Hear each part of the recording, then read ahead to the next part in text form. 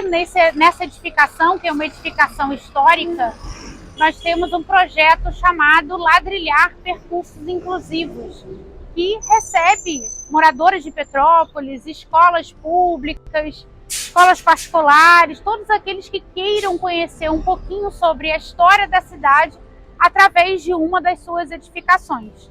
E não é qualquer edificação. A edificação, conhecida como Antigo Fórum da Cidade, é uma edificação que toma conta de todo um quarteirão da Rua do Imperador. E ela é muito significativa porque quando o engenheiro militar Júlio Frederico Keller foi fazer a planta original de Petrópolis, foi ocupar por prazos a fazenda Córrego Seco do Imperador. Ele traçou os prazos com relação aos rios, mas aqui a gente tinha a entrada dessa fazenda, a entrada nas terras do Imperador. Ele fez então a planta de forma a tarjar de preto, a marcar de preto que já tinha de construção. E a partir dali os prazos eram ou distribuídos ou comprados pela corte imperial. Todo mundo que entrava na fazenda do Imperador entrava aqui por essa rua, onde a gente tinha, né, a casa grande da fazenda, as primeiras edificações, e essa daqui virou o prazo 77 da planta Keller. Hoje nós temos um anexo que é a biblioteca, onde funciona a biblioteca, que é o prazo 78. Antes era um comércio, virou o banco construtor, mas hoje ocupamos, né, esse território daqui da original planta do Keller nos prazos 77 e 78. Essa edificação ela é significativa para Petrópolis. Ela sofreu diversas reformas ao longo do tempo. Uma primeira, quando o Império se instalou aqui, quando a fazenda foi transformada na colônia agrícola imperial, em que ela era os quartéis do imperador, né? Todo mundo que chegava na terra do imperador chegava por ali, era recebido aqui nesses quartéis. Júlio Keller, quando ficou doente, foi recebido aqui. Só que logo depois a República veio e a República também se apropriou de uma forma pública dessa edificação. A República, ela trouxe para cá a continuação da cadeia pública que a gente já tinha no Império, por isso esse portão tão largo, porque o primeiro corpo de bombeiros e a consequente delegacia que foi instalada aqui precisava de um espaço para receber as viaturas, né? Então a gente tem um portão na metade desse prazo, dessa edificação, marcando ali a metade, mas esse edifício, na segunda reforma dele, na reforma mais significativa da República Velha, ou da Primeira República, ganhou os traços de República. As estrelas, elas percorrem todas as janelas do prédio. A gente tem as estrelas e os leões também, para demonstrar segurança. Nós temos esses leões em todo em torno da edificação mais antiga. Agora, o que a gente chama mais atenção é que é um prédio eclético, é um prédio uniforme, a mesma cor, a mesma estrutura, mas a gente percebe que a parte de lá não recebe tantos detalhes quanto a outra parte daqui. Desse lado de cá, foi o fórum que ocupou na época da República. E o fórum ele tinha uma expressão muito grande enquanto instituição republicana na cidade. Para receber o Fórum do Estado do Rio de Janeiro, nós temos Atlantes na entrada, nós temos uma sacada, um balcão e acima uma estátua que representa a deusa Têmis, a deusa da justiça, erguendo a espada. Era o momento da revolta da Armada, da República se fixando na terra do imperador. Então a espada, né, estendida e a balança na outra mão. Isso é algo significativo desse prédio por conta da quantidade de detalhes que nós temos, né? E os detalhes eles mostram a importância do prédio. Colocar detalhes, enfeitar o prédio significa que ele tem maior importância nesse momento ali da passagem do século XIX para o século XX. Entramos agora na edificação restaurada, reformada para receber a Primeira República em Petrópolis. Temos inclusive a placa de inauguração por José Tomás da Porciúncula em 1894, que era o nosso presidente do estado do Rio de Janeiro. A Primeira República vem junto com toda a capital para cá. José Tomás da Porciúncula é aquele moço que fica lá no meio da Praça da Liberdade, que todo petropolitano passa e não sabe o quão ilustre ele foi, político da República, nascido e falecido aqui em Petrópolis, por isso a homenagem. Então, vamos conhecer um pouquinho mais dessa história? Não à toa, o José Tomás da Porciúncula escolheu esse lugar aqui, que era a entrada ainda da cidade, para receber o Fórum Estadual. Então, esse saguão aqui, provavelmente ele teve algumas reformas, como a nossa clarabóia também, com essa iluminação. Nós tivemos algumas reformas posteriores a 1894, mas esse ladrilho hidráulico, essa composição e esse lugar que é o saguão que recebe todos, dá nome ao nosso projeto, que recebe todos os moradores de Petrópolis, escola, visitantes, turistas que queiram aprender um pouquinho mais sobre a história de Petrópolis e sobre a edificação interna do Cefet. Os ladrilhos hidráulicos, eles são uma construção para receber justamente esse público, e esse prédio daqui ele sempre foi público por excelência. Então hoje fazemos um projeto, ampliamos o nosso projeto para receber a todos. É um projeto ladrilhar percursos inclusivos, em que estamos trabalhando com acessibilidade dessa edificação que é tombada pelo patrimônio histórico nacional. Fizemos uma série de adaptações e estamos aqui prontos para acolher alunos e visitantes nessa edificação. Bem na entrada dessa edificação, no saguão, que é o lugar onde recebemos todos, temos esse espaço de vasta iluminação por conta da clarabóia. Provavelmente esse ladrilho hidráulico ele foi colocado depois, mas com certeza essa escada em ferro fundido, que é uma tecnologia mais moderna que se tinha no final do século XIX, ela é contemporânea à reforma do prédio, datada de 1894 na sua estrutura, da Fundição Alegria, sediada no Rio de Janeiro. Ela é uma escada como o pavilhão do Palácio de Cristal em Petrópolis, que ela foi construída, fundida no Rio de Janeiro, como as nossas portas, as nossas janelas, trazida para cá, e o princípio desmontável dessa escada, porque ela tem até hoje parafusos que são decorados, que são adornados com querubins no pé da escada. Nessa edificação podemos passar de um tempo a outro. Como nós temos um anexo interno, nós passamos de um núcleo que ele é mais antigo, de 2 pavimentos, o pé direito bastante alto, para um anexo em que inclusive precisamos construir escadas.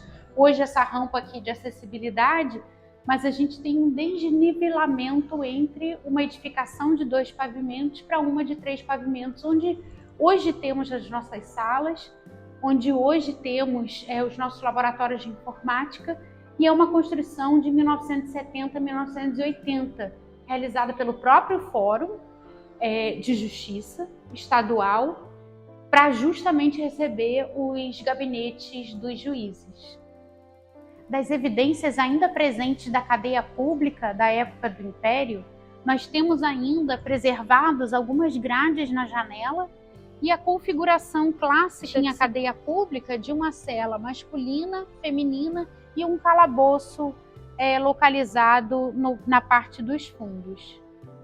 Até aqui entravam as viaturas da delegacia e também do Corpo de Bombeiros, pelo aquele portão de entrada. A gente vê o prédio ele todo reformado, característico pelas estrelas da República, e também os leões. Os leões, eles marcam esse núcleo antigo. E para receber o fórum, vários cartórios ocupavam diversas salas dessa edificação. E os cartórios, eles faziam o mezanino, aproveitando o pé direito alto, para guardar os seus arquivos, hoje transformados em sala para o Cefet. Estamos aqui no núcleo original da Cadeia Velha. É um núcleo que foi menos alterado depois das reformas da Primeira República, porque ainda tivemos um espaço aqui, não só de cadeia pública, mas também de delegacia. Então, algumas janelas com grades foram preservadas e nós temos uma estratificação mostrando como é que são essas paredes daqui. São paredes largas de mais de 1 metro, apesar do Cefet ter feito algumas pequenas alterações, a estrutura de uma tradicional cadeia velha, ela é mantida com a sala de recepção, as celas masculina e feminina e um calabouço nos fundos. Podemos ver um pedaço original dessa parede. A parede ela é toda construída nesta forma de construção do século XIX. Estamos no núcleo preservado da edificação da Primeira República. Essa sala aqui, ela é datada de 1894 especificamente, daquela placa. Nós temos aqui no teto todos os municípios à época do estado do Rio de Janeiro. Então, em 1894, por exemplo, a capital tinha vindo de Niterói e ela veio para Petrópolis. Em 1904, ela volta de novo para Niterói. Por isso que os dois municípios, Petrópolis e Niterói, são lá, lembrando que o Rio de Janeiro era o nosso Distrito Federal. Então, todos esses municípios que estão representados aqui no teto são os municípios do estado do Rio de Janeiro em 1894. Nos cantos, eu chamo a atenção que a gente tem o brasão ali do estado do Rio de Janeiro, é uma edificação do estado, como também no estuque, né? A águia, o estado do Rio de Janeiro ali escrito, ornado pelos ramos de café e cana-de-açúcar, que eram os dois principais produtos agroexportadores. Do outro lado, a gente tem o brasão de Petrópolis e o brasão da República, a estrela ornada também pelos ramos de café e tabaco, que são os produtos nacionais de agroexportação. Então, eles ficam representados. A estrela, que é a marca da nossa bandeira republicana, está de novo representada em cada uma das portas, ressaltada pelo contraste do amarelo com a luz externa. Aqui era o tribunal do júri do fórum. Até 2008, quando o Cefet assume essa edificação, nós temos ainda preservado ali, né, onde ficava o juiz, o júri à direita e a defensoria e a promotoria à esquerda. Lá na cadeia pública, nós temos também uma estratificação feita pelo IPHAN, mostrando que essa edificação pública ela vai sendo reformada e reformada de acordo com quem está aqui. E dentro do Salão Nobre, nós mantivemos, de 1894, a Mariane. A Mariane é nossa estrela aqui no edifício, datando o edifício de 1894 e datando o edifício, a última reforma significativa da Primeira República. A Mariane tem atrás a estrela, que é o símbolo da República, com os ramos de café e fumo, né, tabaco, que são os produtos principais agroexportadores da Federação. A Mariane é uma alegoria da liberdade. Tal qual lá na Revolução Francesa, em que os franceses remontaram essa alegoria romana para a questão da República, da implantação da República, da proclamação da República em França, a nossa Primeira República se apropria desse símbolo francês e traz. Mariane é Maria Ana, ela representa todos nós e até hoje ela é estampada nas nossas cédulas, nas nossas notas de real. O prédio é um prédio histórico, ele data da construção de 1890, por aí, e ele mantém essa conversa com a cidade, com a sua importância estrutural. Então, assim, a sua importância para a cidade é a gente manter o prédio na sua forma original.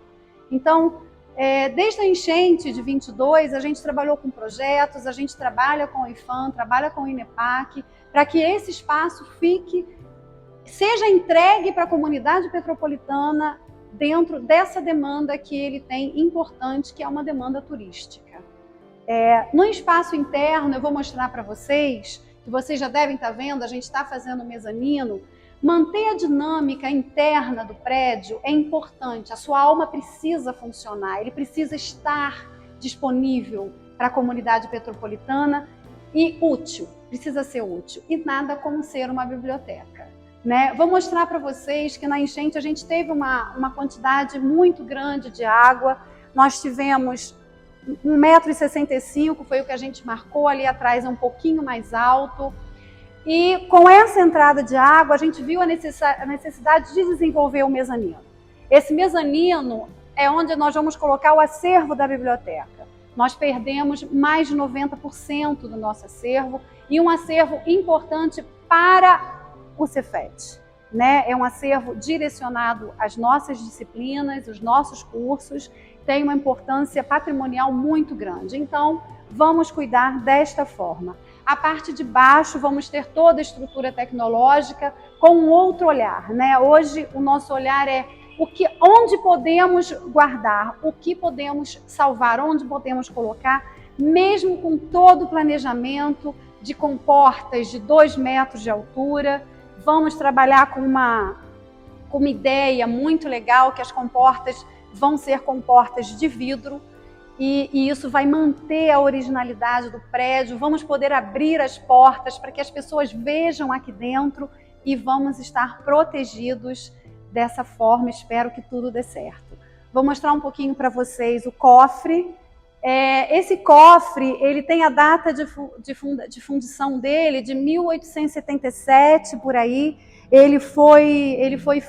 A fundição dele foi feita em Niterói, naquela área ali da Ponta da Areia, e ele veio para cá e foi montado aqui nesse espaço, né?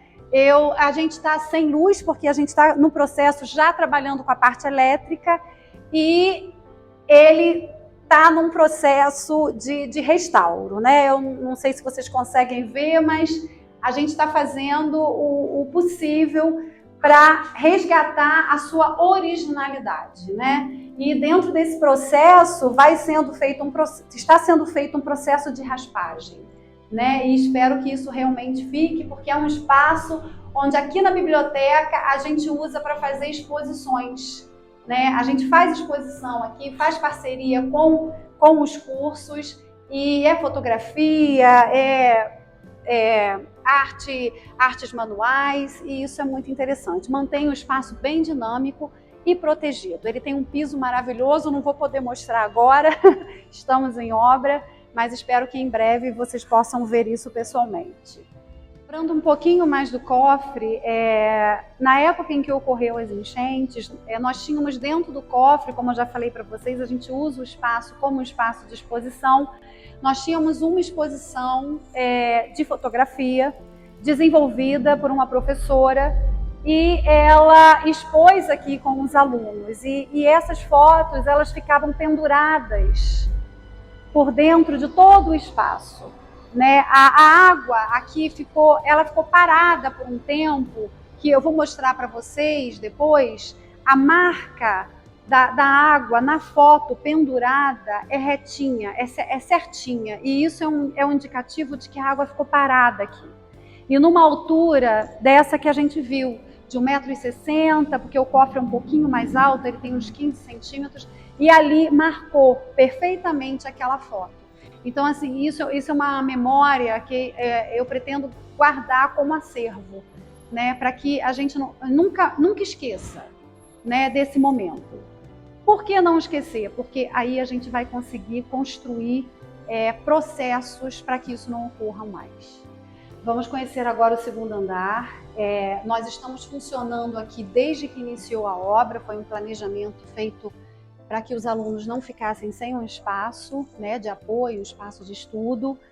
E a organização é provisória, né? A gente teve que colocar o acervo num lugar onde a gente também pudesse fazer intervenções aqui em cima. Então isso foi muito importante, mas acho que o mais legal é a gente ter o espaço. Então assim, tá difícil, não tá fácil não, mas tá maravilhoso, tá funcionando, temos os computadores, temos ainda o acervo que restou com um pouco mais de atualização, porque a gente já fez uma reposição pequena, mas nós fizemos, e o importante é o espaço estar aberto.